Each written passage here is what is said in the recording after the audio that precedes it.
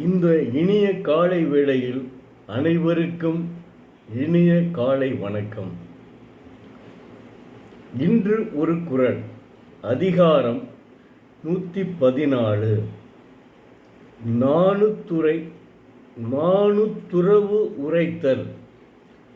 குறள் எண் 1132.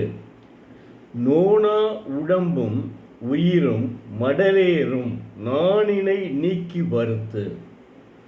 தெய்வப்புலவர் திருவள்ளுவர்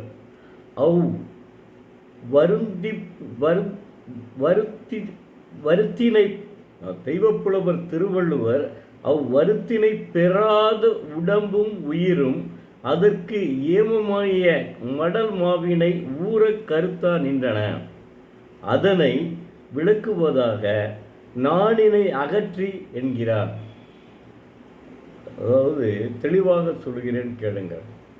காதல் வருத்தத்தை தாங்க மாட்டாத உடம்பும் உயிரும் நாணத்தை தூர நிறுத்திவிட்டு மடலேற துணிந்தன அப்படின்னு சொல்கிறார். தெய்வப்புலவர் என்ன சொல்கிறாருன்னா, நீங்கள் அதாவது அவர்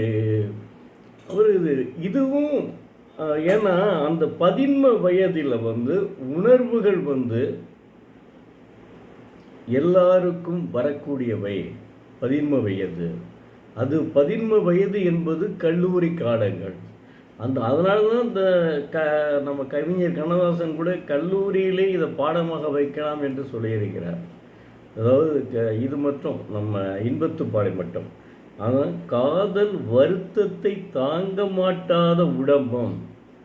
இப்போ ஒரு ஆணும் பெண்ணும் காதலிக்கிறார்கள், ஆனால் அவர்களுடைய வருத்தத்தை தாங்க முடியாத உடம்பும் உயிரும் நாணத்தை தூர நிறுத்திவிட்டு மடலேற துணிந்தன அப்படின்னு சொல்கிறார் அவர்.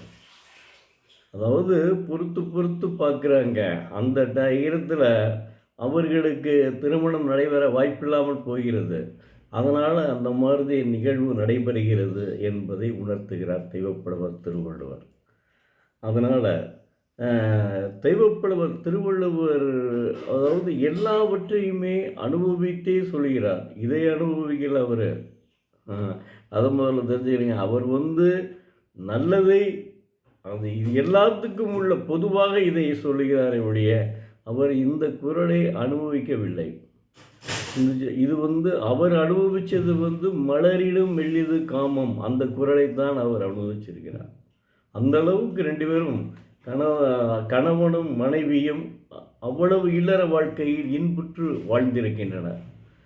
நான் சின்ன வயசாக இருக்கையில் வாழ்த்து மடல் கொடுப்போம். அதில் உண்மையிலே வேறு எதுவுமே இருக்காதுங்க. அன்பும் மரணம் உடைத்தாயின் இல்வாழ்க்கை பண்பும் பயனும் அது.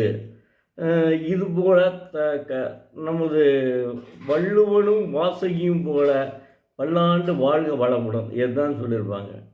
நான் சிறுவனாக இருக்கையில் இதுதான் நாங்கள்லாம் நண்பர்களுக்கு பூரா என்ன வாழ்த்து மடல் தான் கொண்டு கொடுக்குறது. இதுதான் அந்த காலத்தில் வாழ்த்து மடல் போகிறதுக்கு இடம் இருக்காது. வரிசை ஆணி அடித்து அப்படியே ஃபுல்லாக தொங்கப்படுவாங்க. அந்த அளவுக்கு அற்புதமானது இந்த குறள்.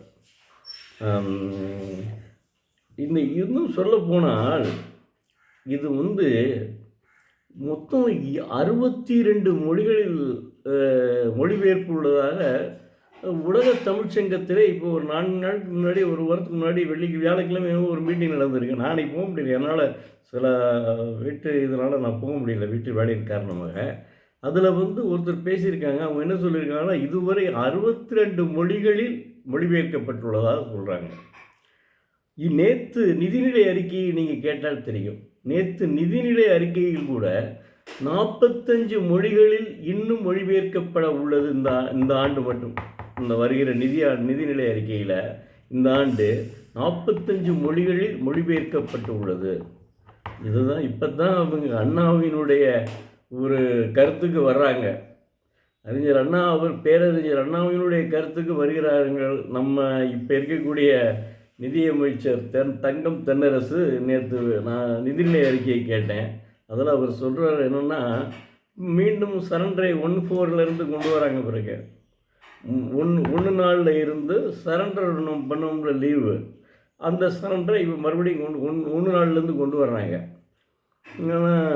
நம்ம இதை தான் என்ன இதை நாம் எங்களுடைய அலுவலக பிரச்சனை, இதை நான் சொல்ல முடியாது.